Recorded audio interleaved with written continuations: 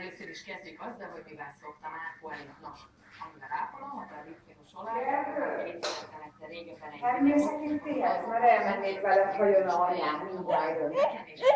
Azt gyalog már hazajövök én.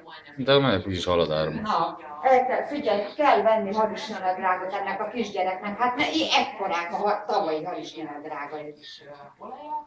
Harisnyanadrágot, meg mit tudom én, nekem meg öblítőt. Én ezt Na? Fúj, de ügyes ez a gyerek. Jöttél már egyedül, hamizik. Szóval vannak ezek a Szentilla ködörítő gépezetek, tudjátok, hogy melyikről beszélek, hogy egy kínzó eszköz, most én azt Te huncut. Jaj. Aztán mindenit. De finom. Viszont létezik egy klassz, kiskanalas módszer. Ügyes vagy. Itt klasszul be lehet gördöríteni a pillákat, mutatom, hogy hogyan.